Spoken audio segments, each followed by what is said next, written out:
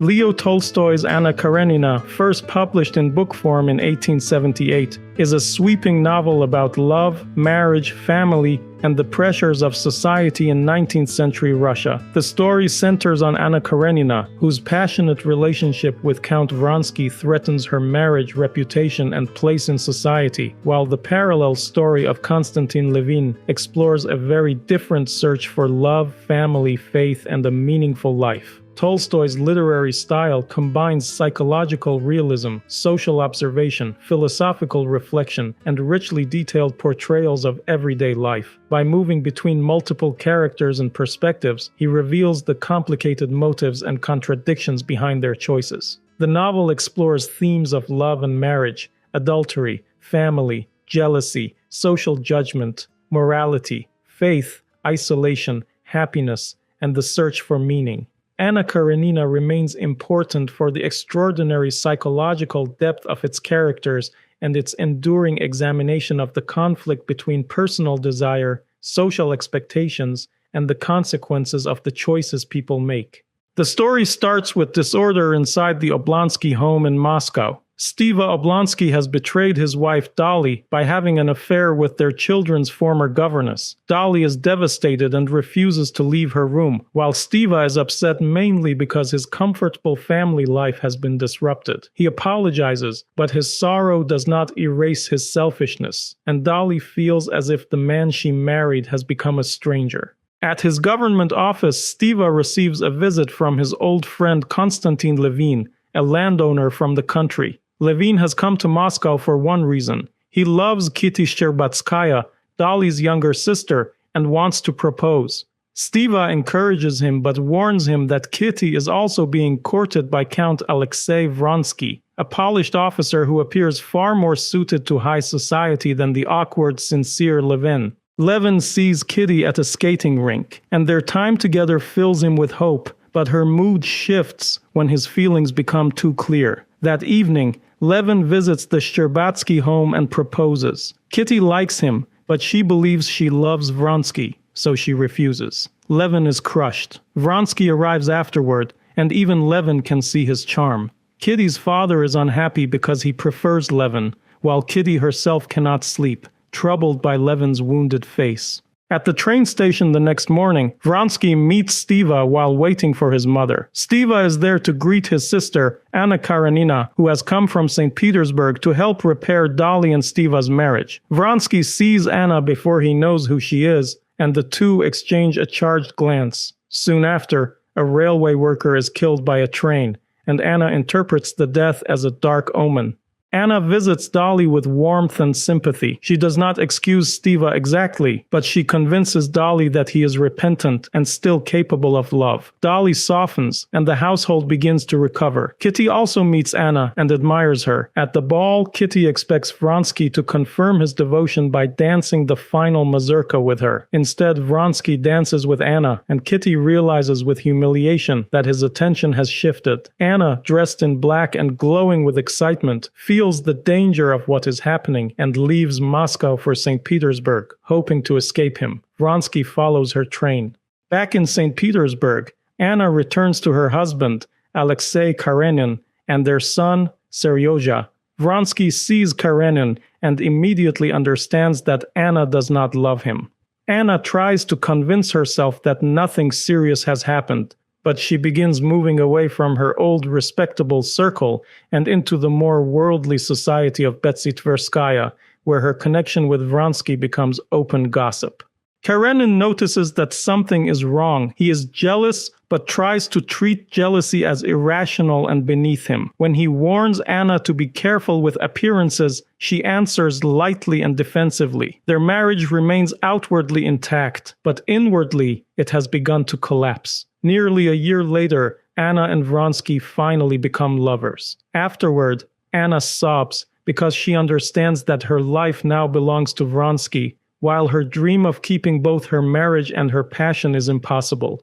While Anna's life grows more dangerous, Levin returns to his estate and tries to bury his heartbreak in farm work. He struggles with peasants who resist his agricultural improvements and with his own restless thinking about labor, justice, and the meaning of rural life. His sick brother Nikolai reminds him of death and human helplessness. Even so, when Levin later catches sight of Kitty passing in a carriage, his love for her returns instantly. Anna becomes pregnant by Vronsky. During a horse race, Vronsky rides his mare Frou-Frou and is expected to win, but he makes a fatal mistake during a jump. The horse falls, breaks her back, and must be shot. Anna watches from the stands and cannot hide her terror for Vronsky. Karenin sees her reaction and later confronts her in the carriage. Anna finally tells him the truth. She loves Vronsky and hates her husband. Karenin, more concerned with public honor than emotional truth, demands that she preserve appearances until he decides what to do. Kitty, meanwhile, recovers from her disappointment at a German spa. She meets Varenka, a calm, charitable young woman, and tries to imitate her devotion to good works. But Kitty's idealism is shaken when her attempts to help a painter's family create jealousy and discomfort. Her father later exposes the vanity behind the supposedly saintly Madame Stahl, helping Kitty see that spiritual performance can be as false as worldly vanity. Karenin decides the best punishment for Anna is not freedom, but continued marriage without love. He refuses divorce at first and wants to keep her bound to him. Anna feels trapped, while Vronsky struggles between love for Anna and his military ambitions. After Anna violates Karenin's one condition by receiving Vronsky at home, Karenin begins formal divorce proceedings and takes Vronsky's letters as evidence. He also threatens to take Seryozha from Anna. Stiva hosts a dinner party where Levin and Kitty meet again. Their love is immediately clear. Through a word game, they confess their regrets and forgive each other without speaking everything aloud. Levin proposes again, and Kitty accepts. Levin is almost overwhelmed by joy, though he insists on showing Kitty his private journals before marriage, revealing his religious doubts and past sexual life. Kitty is hurt, but forgives him. At the same time, Anna gives birth to a daughter and nearly dies from fever. Believing death is close, she begs Karenin to forgive her and Vronsky. Karenin does forgive them, and the sincerity of this forgiveness surprises even him. Vronsky, humiliated and emotionally shattered, attempts suicide by shooting himself but survives. Karenin briefly feels tenderness toward Anna and her newborn daughter, also named Anna, yet the situation remains unbearable. Anna cannot live with Karenin, and after Vronsky returns, she and Vronsky renew their love. Vronsky resigns from the military, and they leave Russia together without finalizing a divorce. Levin and Kitty marry in a ceremony that leaves them both deeply moved. They go to Levin's country estate, where married life proves less simple than Levin imagined. He expects love to be enough, but Kitty has her own needs, habits, and strengths. They quarrel, reconcile, and slowly learn how to live together. When Levin's dying brother Nikolai sends word, Kitty insists on accompanying Levin. At first, Levin resents her presence, but once they reach Nikolai, Kitty proves far more practical and compassionate than he is. She comforts the dying man with a courage Levin lacks. After Nikolai dies, Kitty learns she is pregnant. Anna and Vronsky spend time in Italy, where Anna feels happy away from Russian judgment. Vronsky, however, becomes restless once all his desires seem satisfied. He tries painting and socializes with a Russian intellectual named Golenishtchev, but his old sense of purpose is gone. After they return to Russia, society rejects Anna. She longs to see Seryozha, and on his birthday secretly enters Karenin's home. The reunion with her son is tender and painful, but she must leave quickly when Karenin appears. She returns to Vronsky feeling disoriented and less attached to her baby daughter than to the child she has lost.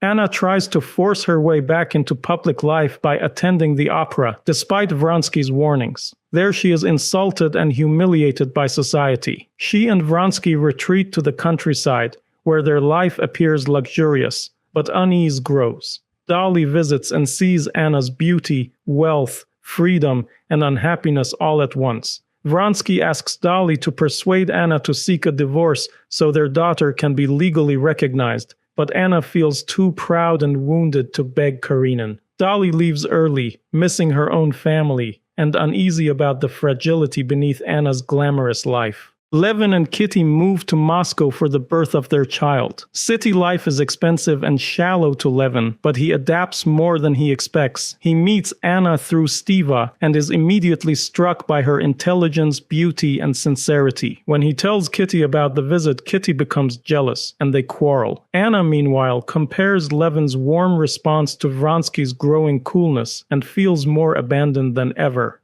Kitty gives birth to a son, Mitya. Levin is terrified through the labor, convinced she may die, and when the baby is born, he feels not instant joy, but a strange mixture of pity, shock, and revulsion. His paternal love develops later, slowly and powerfully. Stiva travels to St. Petersburg to seek a profitable government appointment and to ask Karenin about Anna's divorce. Karenin, now under the influence of Lydia Ivanovna and a mystic named Landau, refuses the divorce after taking Landau's dreamlike words as spiritual guidance. This refusal leaves Anna legally trapped. Anna and Vronsky's relationship deteriorates rapidly. Anna becomes jealous, suspicious, and desperate for constant reassurance. She feels that Vronsky is drifting away and that he now stays with her out of duty rather than love. When Vronsky says he must visit his mother before they leave for the country, Anna turns it into a crisis. After he goes to the station, she regrets her cruelty and sends messages asking him to return, but his reply feels cold to her. In despair, Anna visits Dolly to say goodbye. Kitty sees her and feels compassion. On the way home, Anna's thoughts grow darker. She sees falseness and hostility everywhere and becomes convinced that Vronsky no longer loves her. At the station, confused and overwhelmed, she decides to throw herself under a train, imagining it as a way to punish Vronsky and escape everyone, including herself.